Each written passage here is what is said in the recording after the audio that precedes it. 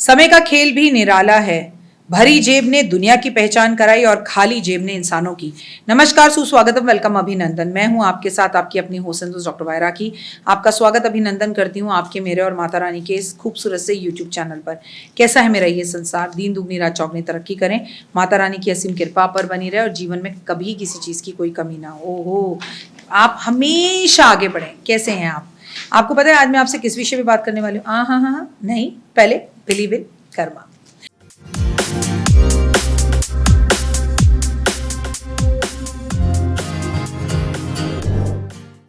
जी हाँ, अपने कर्मों पर बिलीव कीजिए। और ये मोन्टाज जो मैं चलाती हूँ आपके लिए, ये जो खूबसूरत से मैं आपको मोरपंख दिखाती हूँ, ये हमेशा बताती हूँ कि कन्हैया कृष्णा सब देख रहे हैं। भगवान विष्णु की पूजा आपको मालूम ही है कि थर्सडे के दिन की जाती है। मैंने भगवान विष्णु की पूजा के बहुत से वीडियो बनाए हैं, लेकिन आप भगवान की पूजा में बहुत सी कर रहे हैं गलतियाँ।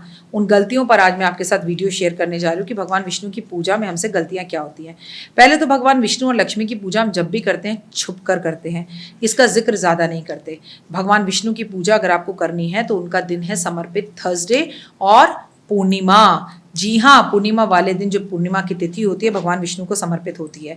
लेकिन अगर आप थर्सडे के व्रत रखते हैं, मैं कहती हूँ केले की पूजा करो, तो आप में से बहुत सारे लोग केले का पेड़ घर में लाकर रख लेते हैं। ऐसा कहा जाता है कि केले का पेड़ घर में नहीं लगाया जाता, केला रहे सदा अकेला।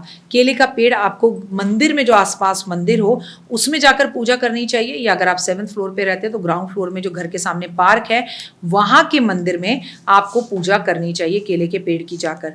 और दूसरे के केले के पेड़ की पूजा ना करें। आपके पेड़ की पूजा कोई कर रहा है, जितनी मर्जी करने दो, लेकिन मैं ऐसे बहुत से लोगों को देखती हूँ, मेरे घर के बाहर केले का पेड़ लगा हुआ है, वो उस पर आकर पूजा करते हैं। उन्हें ये पता भी नहीं है कि उनकी पूजा का 5% हिस्सा बिना वजह मुझे मिलता जा रहा है। तो ये तो अच्छी बात है, लेकिन आप अगर केले के पेड़ की पूजा विशेष कामों के लिए कर रहे हैं तो आप कोशिश करें कि अपने ही केले के पेड़ की पूजा करें, दूसरे के केले के पेड़ की ना करें।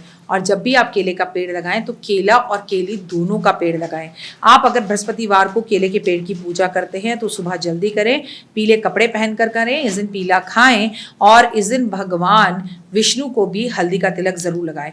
जब आप केले के पेड़ की पूजा करते हैं तो एक लोटा जल, उसमें चने की दाल और थोड़ा सा हल्दी मिलाकर आप विष्णु जी के मंदिर में जाकर केले के पेड़ पर अर्पण करें। केला जो आपने लगाया उस पर अर्पण करें, और जहाँ पर भी आपने अपना केला लगाया घर के पास नीचे, कोशिश करें कि वहाँ पर उस केले पर ही, पेड़ पर ही भगवान विष्णु की एक तस्वीर को ज़रूर टांग दें और फिर उसकी पूजा करें। और आपको जब भी केले के पेड़ की पूजा करनी है, उस दिन थर्सडे वाले दिन केला खाना नहीं है, पर केले का दान करना है। और आप अगर देखते हैं कुछ दिन बाद उस केले के पेड़ पर फल आ जाते हैं, तो वो फल तोड़कर, वो केले तोड़कर घर के आसपास किसी भी ब्राह्मण को देकर आएँ, क्योंकि उन केले के फलों पर ब्राह्मण का अधिकार सबसे पहले है। आप देखिए आपका जीवन कितना धन्य हो जाएगा। थर्सडे वाले दिन हमें शेव नहीं करनी चाहिए, थर्सडे वाले दिन हमें पार्लर नहीं जाना चाहिए, थर्सडे वाले दिन तो पूरे के पूरे गुजरात में घर में पोछा भी नहीं लगता, केवल झाड़ू लगती है। उस दिन वो लोग साबुन भी इस्तेमाल नहीं करते। जय श्री कृष्णा, जय श्री कृष्णा, सिर्फ इसी का ही मंत्र जाप होता है। जब आप केले के पेड़ की पूजा करें तो एक बात हमेशा याद रखें कि केले के पेड़ की जब आप पूजा करें तो केले का पेड़ और केली का पेड़ थर्सडे वाले दिन दान जरूर करना चाहिए। साल में एक बार कर दीजिए, हमेशा ना करें।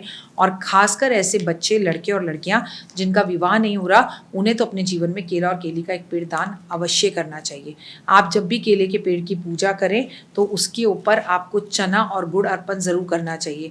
जब भी आप केले के पेड़ की, यानी भगवान विष्णु की पूजा करें, तो उस दिन आपको पीला आसन बिछा के केले के पेड़ के पास बैठकर उसकी कथा करनी चाहिए। या तो कथा भगवान विष्णु की तस्वीर लगाकर उन्हें सुनाएं, या अपनी किसी पड़ोसी या सहेली को बुलाकर कहें, बहन मैं केले के पेड़ की पूजा की कथा कर रही हूँ और ये कथा किसी को सुनाते हैं, क्या तुम चलकर प्लीज़ मेरी कथा सुन सकती हो? और जब ये कथा वो सुने या आप सुने तो आपके हाथ में कम से कम 11 चने की दाल के दाने होने चाहिए, थोड़ा पानी होना चाहिए। उसके बाद ये कथा सुनकर ये चने की दाल और पुष्प जो है पीले वाले जो आपने लिया, वो केले के पेड़ पे छोड़ देनी चाहिए। फिर केले के पेड़ की परिक्रमा करनी चाहिए और फिर हमें पूजा करनी चाहिए। तो इस तरह से पूजा करें। एक तरफ तो आप एकादशी पे केले के पेड़ की पूजा कर रहे हैं, एक आप पूर्णिमा पर केले के पेड़ की पूजा कर रहे हैं, फिर आप केले को खा रहे हैं। तो कोशिश करें एकादशी, पूर्णिमा वाले दिन और थर्सडे वाले दिन आप केला ना खाएं, केले का दान करें। और आप पूर्णिमा, अगर भगवान विष्णु को धन के लिए प्राप्त करना चाहते हैं, आप धन चाहते हैं, तो भगवान विष्णु की आप जितनी पूजा करेंगे उतनी माँ लक्ष्मी की कृपा आप पर होगी। कब कब?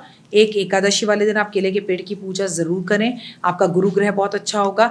एक पूर्णिमा वाले दिन ज़रूर करें, एक एकादशी वाले दिन ज़रूर करें, थर्सडे वाले दिन ज़रूर करें। इस दिन तीनों दिन भगवान विष्णु की पूजा करने से माँ लक्ष्मी का आशीर्वाद मिलता है, धन धान्य घर में आता है, वैभव और यश आता है, कभी किसी भी चीज़ में कोई कमी नहीं रहती और लाइफ आगे बढ़ती है। आप दिन दुगनी रात चौगनी तरक्की करते हैं और माता रानी की असीम कृपा आप पर बनती है। तो आपको मैंने ये बताया कि हमें कब कब भगवान विष्णु की पूजा करनी चाहिए और यकीन मानिए लक्ष्मी कभी प्राप्त नहीं हो सकती भगवान विष्णु की पूजा किए बिना। क्या आप सबके घर में हल्दी की माला है? नहीं है तो खुद बना लीजिए, नहीं तो पूजा और अन्नू को कॉल करके हल्दी की माला का ऑर्डर दीजिए और उस पर ओम नमो भगवते वासुदेवा का जाप कीजिए। ओए होए फिलहाल दीजिए इजाजत। नमस्कार, जय माता।